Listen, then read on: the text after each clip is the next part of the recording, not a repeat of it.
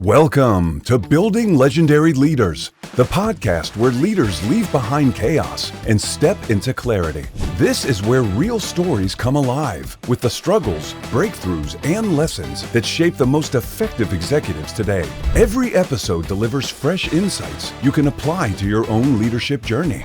If you are ready to stop putting out fires and start leading with purpose, this is the place for you. Here is your host, Jim Saliba. Welcome, everyone, to the next episode of Building Legendary Leaders. Before I introduce our wonderful guest that we have for you today, I want to remind you to hit that subscribe button anytime you feel like you got value from this podcast. And remember, leadership is a community. Share it with others. So today, our guest is a Silicon Valley operator who scales B2B businesses in the way most people say they do on their LinkedIn. She's been an owner and operator of P&L, led teams, turned big, messy uncertainty into execution at companies like Docker, Amazon, and Twilio. At Twilio, by the way, she ran the company's largest product lines, tuned it into a growth engine, improving operational profit by 18% and driving 40% revenue growth, which is kind of the result people love to post about, but she has actually delivered. Outside of work, she's a competitive sailor who broke the 24-hour speed record in the race to Alaska, which tells you everything you need to know about her tolerance for pressure. Today, she's reshaping the future of AI product leadership as the Vice President of Product Management at VAPI. Please join me in welcoming Nathalie Criou. So today, Natalie, we're going to be diving into the AI paradox as the new competitive edge. Here's how we're going to break it down. AI makes everything ship faster. It makes it way easier to actually ship nonsense faster. And that's a trap. We're going to unpack how AI creates false confidence and how good leaders can build real checks in and balances without turning velocity into bureaucracy. And we're going to talk about new math of impact, smaller teams, bigger blast radius, and what that does to the ego, status, and decision making inside of companies. Lastly, we'll just dissect coordination attacks that shows up in even small AI first companies because apparently even five brilliant engineers can still step up on each other and no one is steering the ship. And for those who stay to the end, Natalie's going to share the signals she watches to stay disciplined, ship with confidence, and still move fast with the pressure is real. Well, we have a lot to talk about, Natalie. We do. And I very much appreciate the sitting analogy. Ah, it's wonderful. Why don't you give us 30 seconds and tell us just a little bit about you? Well, I'm going to summarize everything into I am a sailboat racer. You said it, and influenced everything that I do. Even in business, ultimately, what really matters, right, is really your speed to impact, your speed to solving a customer problem, which is kind of a finish line. And I very much work in business and in product management like I sail a boat. I want to win a race. And so speed matters. And I have noticed that this is true whether you know in small teams, large companies, no matter what the problem is. Ultimately being able to understand what your finish line is, where it is, and try to pick out the most effective and efficient path to that was key to success. So yeah, AI is definitely changing the ratio of team size to impact. We said in the introduction, it helps us ship faster. How do you use it to ship faster? And can you tell us when is the first time your team felt it was over reliant on AI and led into a problem? Yeah. Let me actually also use that story to tell you how we started to ship faster. And so the first thing I learned building with AI, and just so Vapi is an AI native company. The founders were probably bottle fed AI when they grew up, and so it's a new environment for me. But the first thing I learned is that AI is very, very good at shipping shit very quickly. And as a leader, I thought that's beautiful because humans are extremely good at fixing shit quickly. The human mind is, incredibly optimized for critiquing, identifying holes in systems and plugging them. And so I thought, beautiful, this will balance out. My job is done. In reality, though, it doesn't work in a business. And if you're in product, the first people on the line that will get hurt are your customers. So that's exactly what happened to me with that story. AI also opened the floodgate, right? Like if you're a product manager, often you're one of the first points of friction for work. Like people come to you to say, should I work on this or should I not work on this? With AI, engineers are no longer the privileged few who can mess things up in production for your customers. Everyone else can do it at the company, and no product manager can really keep up with that, right? So the situation was this. We had a product successful for early adopters, and we are now moving to the new phase where our customers are not as technical, not as sophisticated. And so we had a massive activation drop. And we're an AI company, we vibe coded effects. Someone not on a product team vibe coded effects. And then we tested it internally and then we launched it. And initially it looked like genius. We had a 2x improvement in activation. Users were sending us love letters. And I figured this is the highlight of my career. It took less than a day to double activation rate. And then our monitoring metrics started to look wonky. Like our product was creatively bad in ways we never anticipated. And that came the humbling moment. And it was actually so bad. We had to rewrite the whole thing. We had to pull it out, rewrite it, and then push it out. It did good things though. It did show that it was the right thing to ship.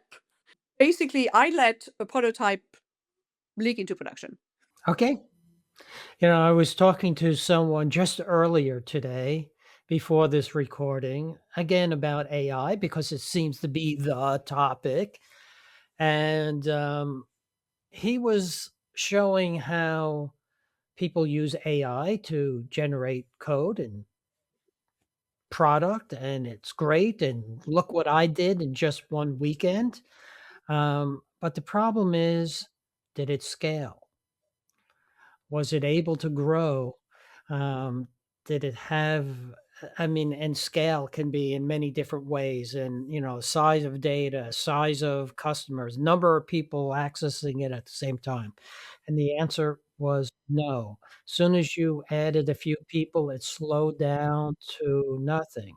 It did give, as you said, a great tool and a great idea to say, yes, this is something to try and test the market and say, yes, is it going in the right direction or not? Right? Our scientific experiment with a hypothesis that it was able to prove, but it didn't grow and scale. That's exactly right.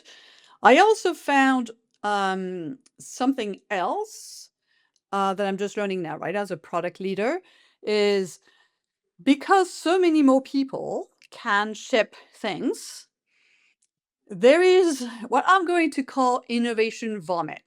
So it creates a lot of noise, right? Like people want to experiment fast and they're saying, fantastic, I'm going to increase the number of things that I can ship and put in the hands of my customer. And then I learn a lot faster. And engaging with our customers, right? They're basically all telling me, I just can't keep up. You are making my life harder. You're creating a bunch of noise. I can't tell which one is important for me and which is not. And UX requires thinking, right? Like, hey, and UX can't keep up with that. So I started to push back on the team, right? And I started to realize that really shipping velocity is really not the metric to optimize for. It also pollutes ultimately the data from an experiment, right? Because like, okay, well, you're experimenting in chaos. So you're not even getting a good read on your experiment. But experimenting requires discipline, right? So it's scientific discipline. Okay, either I need to observe something and I need to make sure I'm observing it in an environment that's representative, right? What I want to capture, or I have a hypothesis, I need to test it. So I need some sort of structure for this, either a control group and whatever it is. And that wasn't really happening in chaos. So um, that was also very important learning for me. Like essentially, it was turning our customers into a lab. They're absolutely not happy. Yeah, no. And you know what? That's interesting because, again, I was talking to someone else about AI and they were on the marketing side and they said kind of the same thing that they thought it was absolutely amazing that they can write and churn out this stuff and content tremendously fast. The problem was it was so fast, nobody could consume it. Nobody can really read it all. So it wasn't having the impact that they thought it would have. And they started finding out, well, there's so much stuff. Well, why don't we use AI to read it and summarize it for us? So now you have this creation loop where AI is talking to AI and nobody is really listening. I am with you on this one. I've definitely noticed this on the product side too, for the same reason. It definitely does make AI, right? Does make prototyping faster. When you do have an experiment, right? The bar to release it is much lower. You no longer need, I don't know, a special data engineer. You no longer need a designer just for your experiment. So that is an acceleration. Uh, However, it's making the fundamentals even more important. Yes. Yes, it is. Right. Not just testing stuff to test. We really want to understand the market. So, what are the right tests to test? Exactly. So, so that kind of builds a trap that we kind of get into when we ship faster and it's not great stuff. We talked about in our conversation last time before this was that AI creates a false confidence and that leaders should build in real checks and balances. Can you tell me more about that? Um, Recently, there's really two types of problems and confidence that it gave us, right? Like the first one is the one that I just shared, where we essentially, or I allowed a prototype to end up in the hands of customers in production. And that false sense of confidence, which actually boosted by the initial reaction of "That's amazing," um, is something that is now causing me to slow down our release schedule and really make sure that there's a human in the loop. So there's two changes there. Number one is the metrics are the same because at the end of the day, those are business metrics, customer driven metric, and they remain true.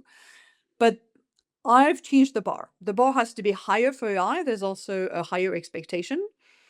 Um, and the second change for that level of confidence is we really need as businesses, right? And I as a product leader to add a lot more discipline around guardrail testing, simulation, and the ability to react when something happens so that the impact to the customer and their business is kept very small. And that is costing time, right? It's costing engineering resources to work on this, to implement, and it is costing velocity for releases. However, it actually is turning out to be faster.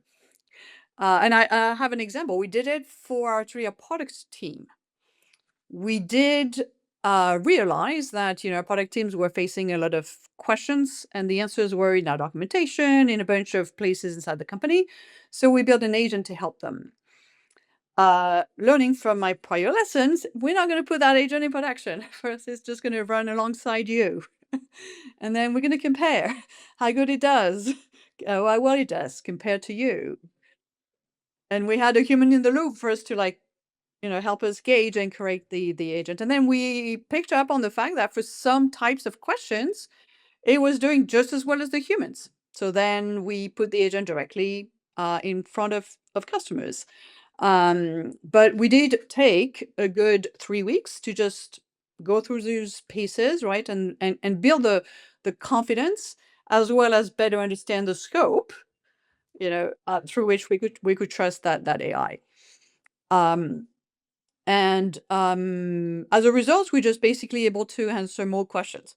So, but at least it worked. So that's definitely number one, the biggest change. And so it's actually slowing things down, but it's having a greater impact on the other end of that additional gate. So, to our audience, I always say you should have a notepad ready because this is a tidbit that you want to write. This is kind of a new twist on what I always say: go slow to go fast. Put in that critical thinking. Tools like AI are great, but it's not going to do the whole thing. Putting it in the right place will boost that thinking and actually go faster at the end. But allowing it to do the whole thing is actually going to slow you down. It may feel like it's faster, but it's going to slow you down because it's not going to have great code. It's not going to be the right thing. It's a little bloated. So critical thinking must be part of it. Yep, I agree. The second false sense of confidence, I'm going to say safety, was if you can, prototype really fast, if you can ship really fast, you may say, well, great, I don't actually need to do much in product management. Things will sort itself out, right? Like they will just we'll learn, it'll be fine. Because of that noise problem, of that innovation vomit for customers, it really isn't true. So the real acceleration doesn't come from the fact that you can do some of the things faster. It really comes from how fast can you learn so you can focus faster, because once you do focus, AI will amplify the impact that you can have. And in order to focus, you do need discipline. You need discipline to learn, right? And then you need discipline to focus. And that is completely running counter to the I'm opening the floodgate, everyone can do everything, and it will be all well in the best of possible worlds. So that required a huge mindset shift. Yes, so many clients that I talk to, they're trying to move faster. They're trying to move faster. They're trying to move faster. But how we measure speed and measure velocity gets mixed up with doing a lot of output. And much of that output is not really contributing to the outcomes you're looking for. It's just more stuff. And even though you're doing it faster and AI is helping you, there's still a cost out there. And the cost, we talked about two of them. First, of course, is your revenue, your money to have people do all this. And the second is your reputation. If people are saying you're putting out crap and putting out a bunch of it, that's going to actually hurt you in the long run, two different ways. I agree. And since we're on the topic of speed, if I may, I'm a sailboat racer, right? And so I literally obsess over speed. And what I have learned is speed matters, but it isn't something you declare, right? It's something you work at. Mm. And if we use the sailboat racing as an analogy, right? Like boats have gotten way faster. The boats that exist today, right, are way faster, way lighter, higher tech than the boat that people were racing 20 years ago by order of magnitude. You still have winners and losers in a race, right? Because it's not all that you need to win a race. You will still have to decide which side of the course am I going. You need to look at the wind and the current and figure out how that fits into your strategy. You still need to have to practice as a team, right? What if you're really slow hoisting a sail or rounding a mark? You'll fall behind. So just like in business, right? Business basically just got a faster boat, right? We got AI, which is the faster boat, but it does not mean that the difference between winners and losers has gone away. It's just it's what it takes now is slightly different. The people that master this technology, that master how you can operate that fast boat, will have an advantage. But there will be a short-term advantage, and two, it's not enough. Well, yeah, and what I'm hearing is we can go much faster. AI allows us to go faster. We can execute faster. But using your sailing analogy, if we're not navigating better, it gives you more pressure to navigate better because now you have to navigate faster because you can get off course much further, much faster than you could before. That's a great analogy. Exactly. And so as a product person, choosing the right problems to focus on now has a huge importance. Getting it wrong, to your point, because we're so fast, right? We'll be miles and miles and miles away from where we need to be much faster if we get it wrong. So, how do you make that decision making? How do you navigate which are the right things to work with? For this, things have not changed. It's still the same very fundamental business principles, right? You can still look at a market, you can still use what I call market physics, right?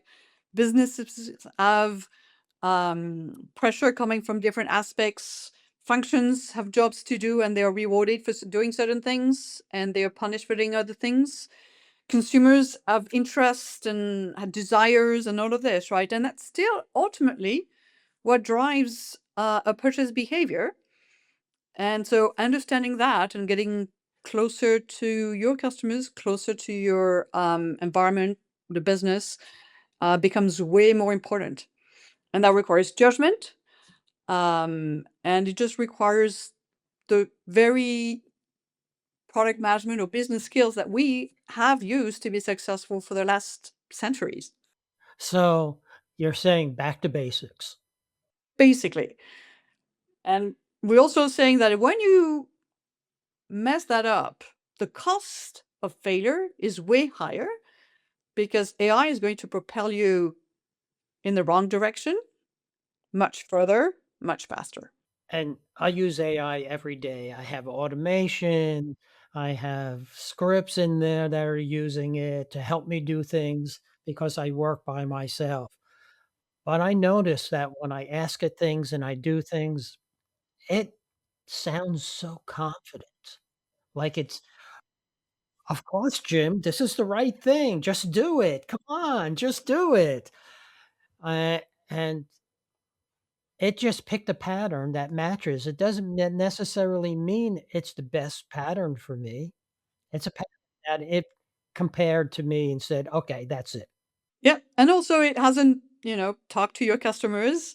It's not watching them using your product and struggling with it. So it's missing a lot of information. And even if it did have that information, it could not really put it in the context of the reality, right, that your customers are experiencing. So it is not, it even lacks the basic input for it.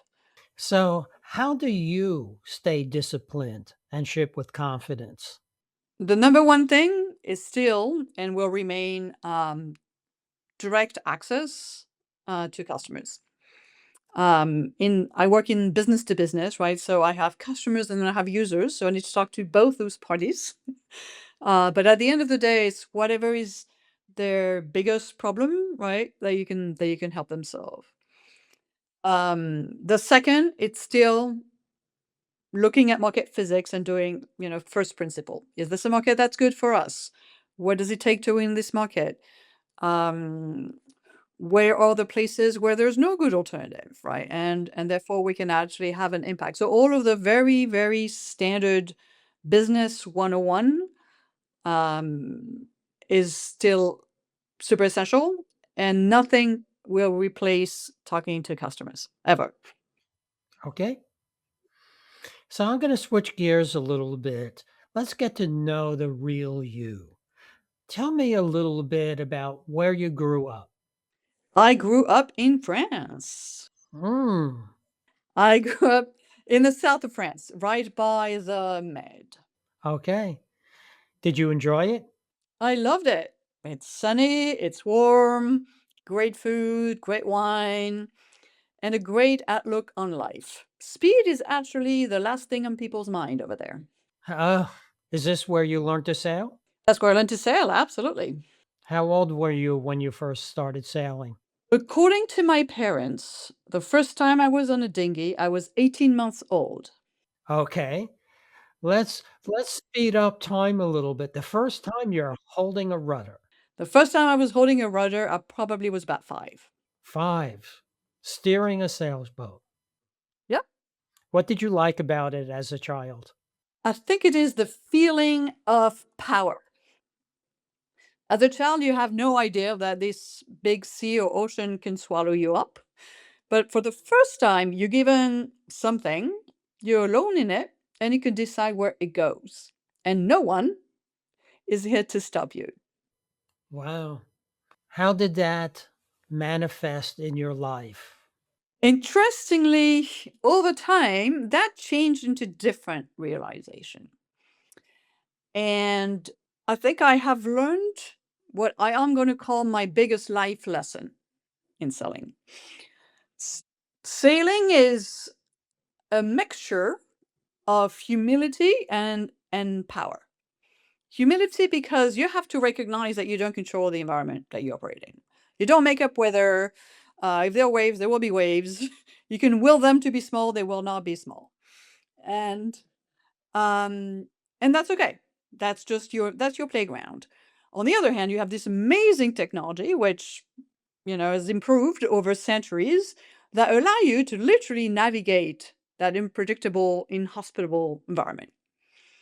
And that's kind of life, right? What we in an environment, a bunch of things we don't control, forces that are way beyond what we can even withstand as an individual. But we're given a lot of tools. We have education, we have actual tools like technology, like I can build a house and get protected from the elements and things like this. And so, and yeah, we can have a lot of agency. We make a lot of choices, and every choice has a consequence. And on a sailboat, that consequence is very quickly getting to you, and your boat is your best teacher. And so, and I experience this all the time. It's like you try some things, like, "Oop, that hurt. That's probably not a good idea. Let me go somewhere else." And then, and yet you learn that it's okay. So your level of confidence goes up. It's like, okay, well, failing's not such a big deal. I capsized.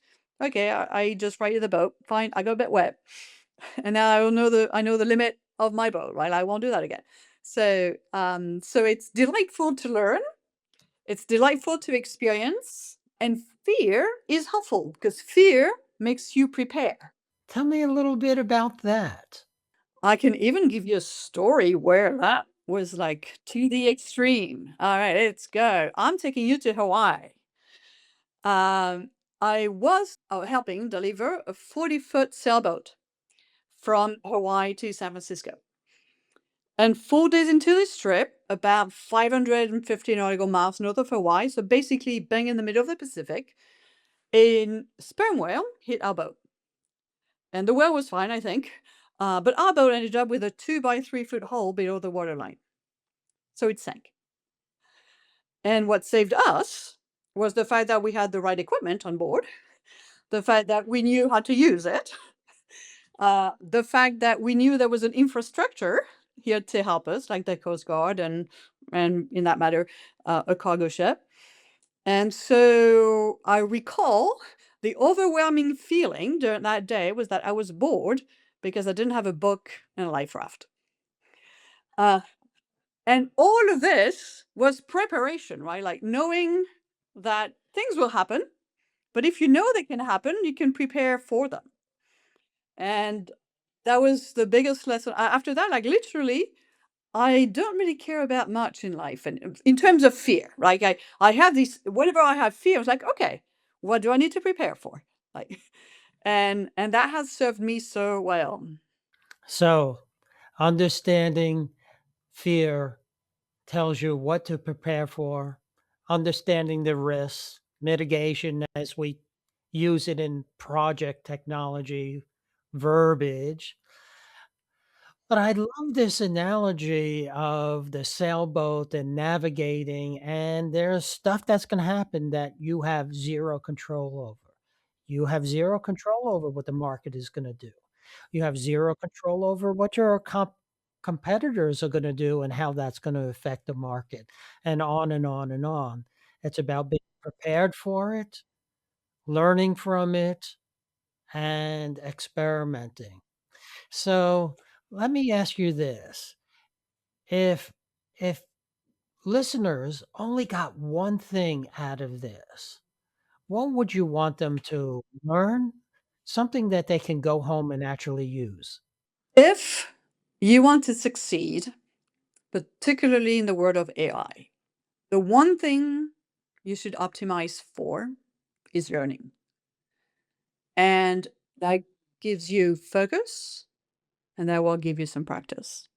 Optimizing for learning. What a great nugget. So, Natalie, this was a wonderful conversation. I really enjoyed it. But tell me, how can people get a hold of you if they have more questions? You can find me on LinkedIn, just with my name. And if you are interested in racing, you can also look up Nathalie Criou Racing, which is my hobby. Very good. Thank you so much for joining us today. I really enjoyed our conversation. Thank you, everyone, for joining us in Building Legendary Leaders. See you next time. Building Legendary Leaders podcast requires more than a conversation. It takes action, research, and collective wisdom. If today's episode resonated with you, we'd love to hear your insights. Join the conversation and help us shape the future together. We'll be back with more stories, strategies, and real-world solutions that are making a difference for everyone. In the meantime, be sure to subscribe, rate, write a review, and share it with someone you think would benefit from it too. Thanks for listening, and see you on the next episode.